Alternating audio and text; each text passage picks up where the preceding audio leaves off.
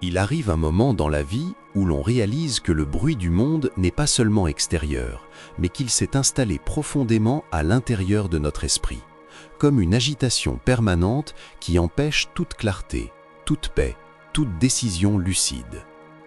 Nous vivons à une époque où tout va vite, trop vite, où l'on nous demande d'être productifs sans jamais nous apprendre à être stables, performants sans jamais nous apprendre à être solides, connectés en permanence sans jamais nous apprendre à nous maîtriser intérieurement. Et pourtant, bien avant les écrans, les notifications et la pression sociale moderne, des hommes faisaient déjà face au chaos, à la perte, à l'échec, à l'incertitude, et ils ont laissé derrière eux une philosophie simple, directe et terriblement efficace, le stoïcisme. Marc Aurèle, empereur romain et philosophe, écrivait dans ses Pensées pour moi-même « Tu as pouvoir sur ton esprit, non sur les événements extérieurs. Prends-en conscience et tu trouveras la force. » Cette phrase, vieille de près de 2000 ans, décrit pourtant avec une précision troublante le problème central de l'homme moderne. Nous gaspillons notre énergie à vouloir contrôler ce qui ne dépend pas de nous, tandis que nous négligeons complètement ce qui est pourtant sous notre responsabilité directe, à savoir nos pensées, nos jugements et nos réactions. Dans la vie quotidienne moderne, cette confusion se manifeste partout. Le stress au travail, la peur de l'échec, la comparaison constante sur les réseaux sociaux, l'impression d'être toujours en retard, toujours insuffisant, toujours sous pression, créent une fatigue mentale chronique qui ne disparaît jamais vraiment. Le stoïcisme ne promet pas une vie sans difficulté, mais il enseigne quelque chose de bien plus puissant. Comment rester stable intérieurement, même lorsque tout semble s'effondrer autour de soi. Épictète, ancien esclave devenu philosophe, résumait cela avec une clarté brutale. Ce ne sont pas les choses qui troublent les hommes, mais les jugements qu'ils portent sur ces choses. Autrement dit, ce n'est pas le problème en lui-même qui nous détruit mentalement, mais l'histoire que nous racontons dans notre esprit à propos de ce problème. Dans la psychologie moderne, cette idée est au cœur des thérapies cognitives, qui montrent que nos émotions sont directement liées à nos interprétations et non aux événements bruts. Prenons un exemple simple et terriblement actuel. Tu travailles dur, tu fais de ton mieux, mais tu n'obtiens pas la reconnaissance que tu espérais. Ton esprit commence alors à produire un discours intérieur destructeur. « Je ne suis pas assez bon, je perds mon temps, les autres réussissent mieux que moi. » Le stoïcien, lui, s'arrête immédiatement et se pose une question fondamentale. Est-ce que cette situation dépend entièrement de moi? S'il réalise que la reconnaissance extérieure échappe à son contrôle, alors il recentre toute son attention sur ce qui dépend réellement de lui, la qualité de son travail, sa discipline, sa constance, son intégrité. Sénèque écrivait « Ce n'est pas parce que les choses sont difficiles que nous n'osons pas, c'est parce que nous n'osons pas qu'elles sont difficiles. » Cette citation prend tout son sens dans un monde où la peur de l'échec paralyse plus de personnes que l'échec lui-même. Le stoïcisme moderne ne consiste pas à supprimer les émotions, mais à ne plus être dominé par elles, à les observer avec lucidité, puis à agir malgré l'inconfort, avec calme et détermination. C'est ici que la méditation stoïcienne rejoint les pratiques modernes de pleine conscience. Prendre quelques minutes chaque jour pour observer ses pensées sans s'y identifier permet de créer un espace intérieur, une distance saine entre soi et le chaos mental. Marc Aurèle pratiquait déjà cette forme de méditation lorsqu'il écrivait pour se rappeler qui il devait être, même au cœur des responsabilités écrasantes de l'Empire romain. Aujourd'hui, cette pratique devient un outil puissant pour gérer la surcharge mentale, améliorer la concentration et retrouver une clarté décisionnelle dans un monde saturé d'informations. Dans le domaine de la productivité, le stoïcisme apporte une vérité que peu de méthodes modernes osent affronter. La vraie efficacité ne vient pas de faire plus, mais de faire mieux, avec intention et cohérence. Le stoïcien ne cherche pas à remplir chaque minute de sa journée, mais à aligner ses actions avec ses valeurs profondes. Il comprend que le temps est une ressource limitée et que le gaspiller dans des distractions inutiles est une forme de trahison envers soi-même. Épictète disait « Si tu veux progresser, accepte d'avoir l'air stupide ou ignorant dans les choses extérieures. Dans la vie moderne, cela signifie accepter de ne pas suivre toutes les tendances, de ne pas répondre à toutes les sollicitations, de ne pas chercher constamment la validation extérieure. Cette capacité à dire non, à se retirer du bruit inutile, est l'un des plus grands leviers de concentration et de performance durable. Peu à peu, lorsque ces principes sont appliqués quotidiennement, quelque chose change profondément. Le stress ne disparaît pas totalement, mais il perd son pouvoir paralysant. Les échecs ne détruisent plus l'estime de soi, mais deviennent des informations utiles pour ajuster sa trajectoire. L'esprit devient plus calme, plus clair, plus résistant, capable de faire face aux tempêtes modernes sans se briser intérieurement. À mesure que l'on avance dans cette discipline intérieure, on comprend que le véritable combat n'a jamais été contre le monde extérieur, mais contre l'agitation intérieure que nous laissons s'installer sans résistance. Le stoïcisme enseigne une vérité inconfortable mais libératrice. La majorité de notre souffrance quotidienne n'est pas causée par ce qui arrive, mais par la manière dont nous réagissons mentalement à ce qui arrive. Cette prise de conscience change tout, car elle redonne au spectateur un pouvoir qu'il croyait avoir perdu. Dans la psychologie moderne, on parle souvent de surcharge mentale, de fatigue émotionnelle, de burn-out silencieux, mais ces termes ne font que décrire un phénomène ancien que les stoïciens avaient déjà identifié. Un esprit non discipliné devient rapidement un tyran intérieur. Marc Aurèle écrivait avec une lucidité remarquable « L'âme se teinte de la couleur de ses pensées ». Autrement dit, ce que tu laisses tourner en boucle dans ton esprit finit par façonner ta perception de la réalité, ton énergie quotidienne et même ta santé mentale. Dans la vie moderne, cela se manifeste de manière très concrète. Une remarque anodine devient une attaque personnelle, un retard devient une catastrophe, une erreur devient une preuve que l'on ne vaut rien. Le stoïcien, lui, apprend à ralentir ce processus automatique, à observer la pensée avant qu'elle ne devienne une émotion incontrôlable, puis à choisir consciemment la réponse la plus juste et la plus utile. Cette capacité n'est pas innée, elle se travaille chaque jour, exactement comme un muscle. Sénèque rappelait « Aucun vent n'est favorable pour celui qui ne sait pas où il va ».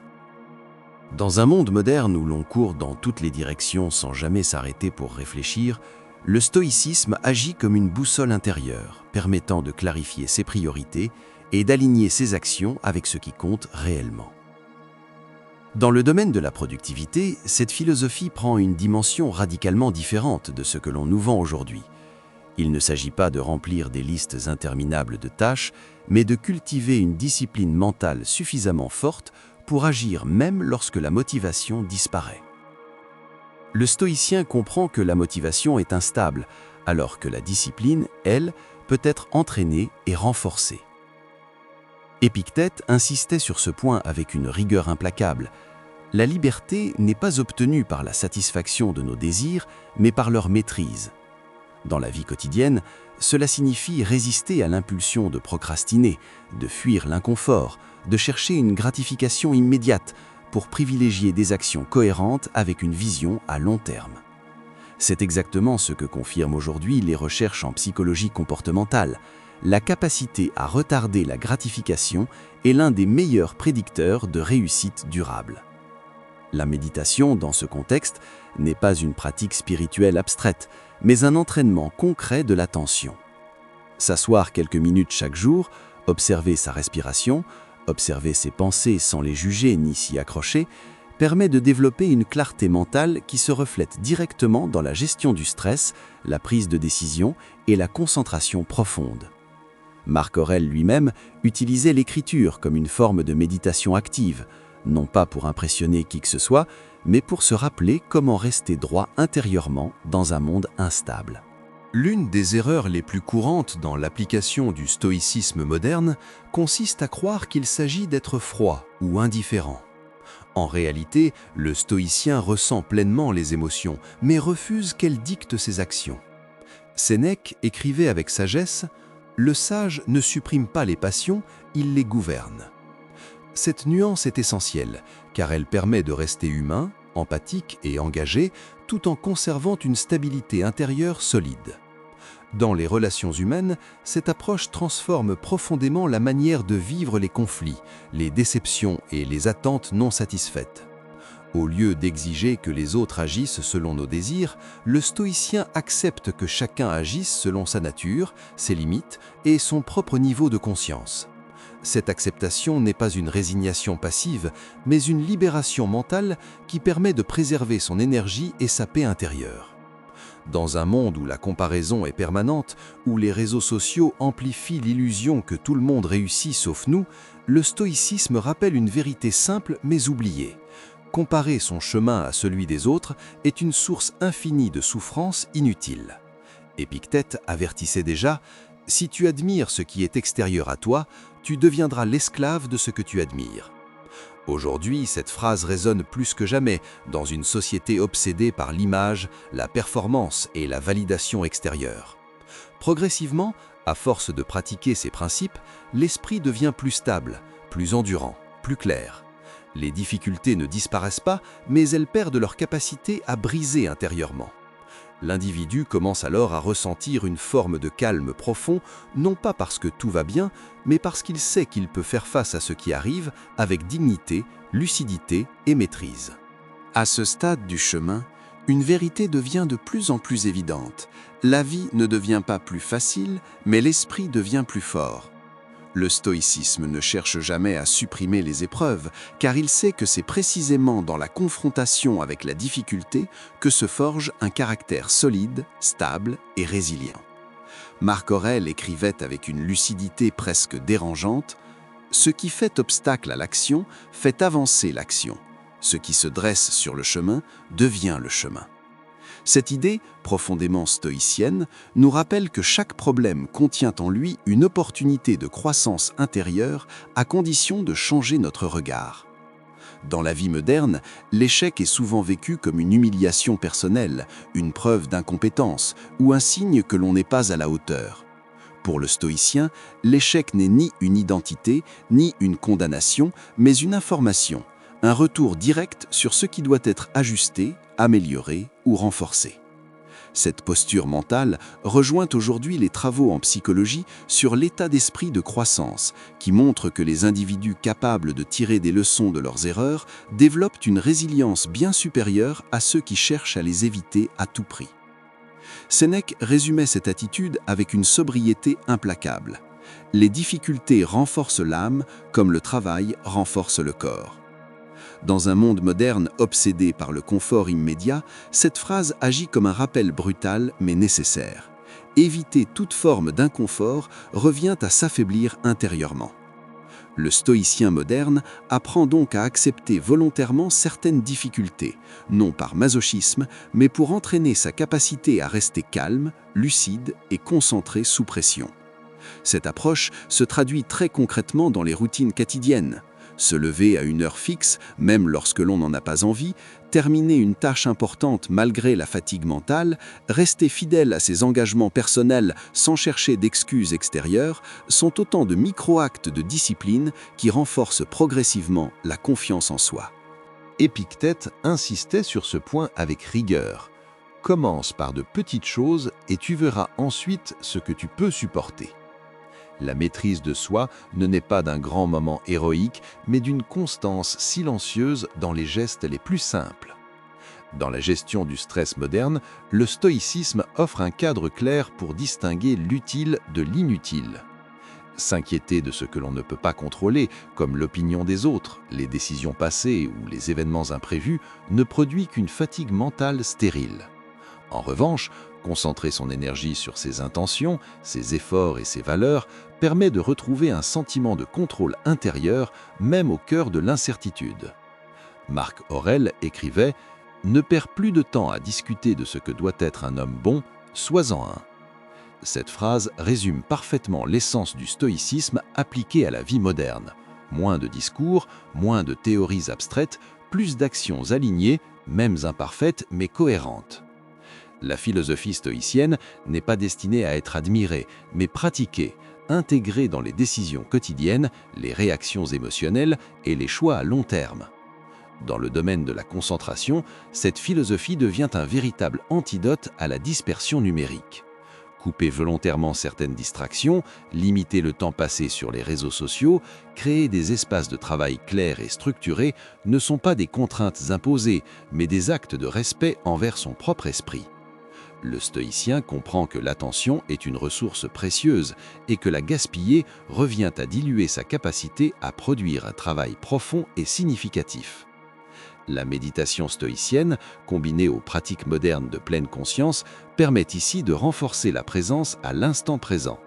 Observer ses pensées sans s'y accrocher, accepter l'inconfort mental sans chercher immédiatement à le fuir, développe une stabilité intérieure qui se reflète dans toutes les sphères de la vie. Sénèque rappelait déjà « L'homme souffre plus souvent dans son imagination que dans la réalité ». Cette phrase, d'une simplicité redoutable, décrit avec précision le mécanisme central de l'anxiété moderne. À mesure que cette compréhension s'installe, le spectateur commence à percevoir la vie différemment. Les difficultés ne sont plus des ennemis à éliminer, mais des terrains d'entraînement pour l'esprit. Les moments de calme deviennent des occasions de consolidation intérieure et non de simples distractions. L'individu cesse peu à peu de se définir par ses résultats externes pour se recentrer sur la qualité de son caractère et la cohérence de ses actions. Arrivé à ce point, une chose devient claire. Le stoïcisme n'est pas une philosophie du passé, mais une discipline mentale parfaitement adaptée au monde moderne, peut-être même plus nécessaire aujourd'hui qu'elle ne l'a jamais été.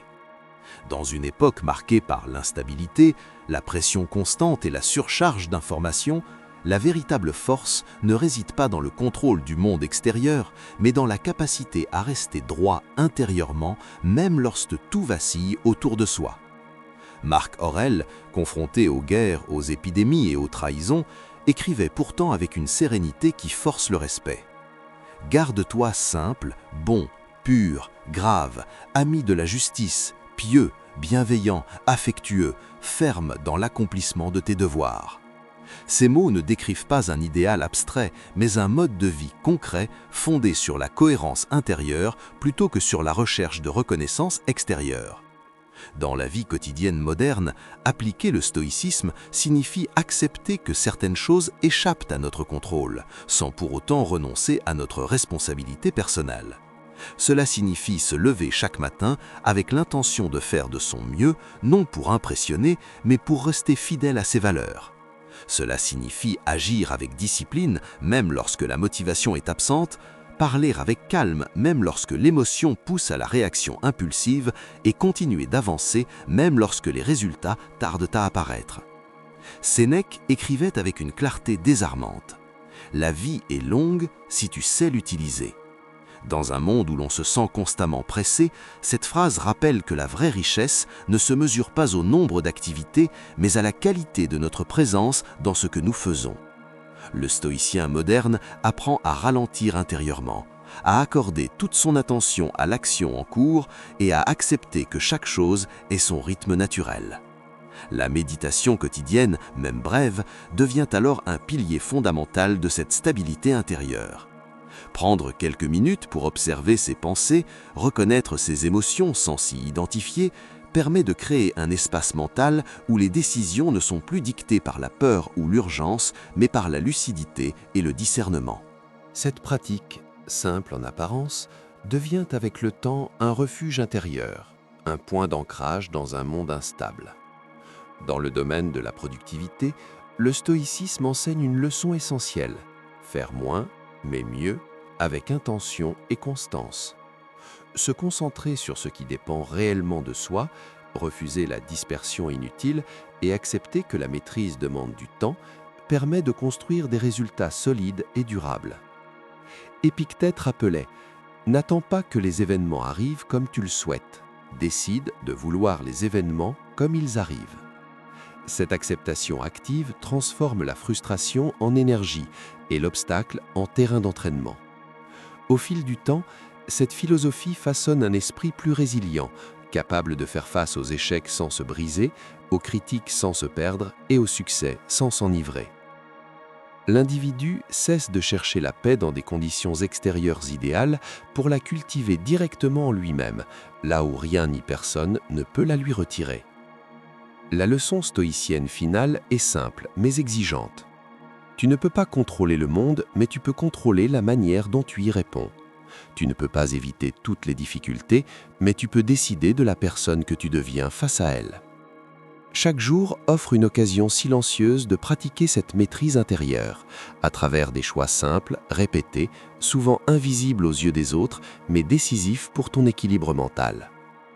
Comme le disait Marc Aurèle, fais chaque chose de ta vie comme si c'était la dernière, sans agitation, sans torpeur, sans hypocrisie. Appliqué à la vie moderne, ce principe devient une invitation à vivre avec intention, calme et dignité, quelles que soient les circonstances. Le stoïcisme ne promet pas une vie sans tempête, il enseigne comment devenir le rocher qui reste immobile pendant la tempête.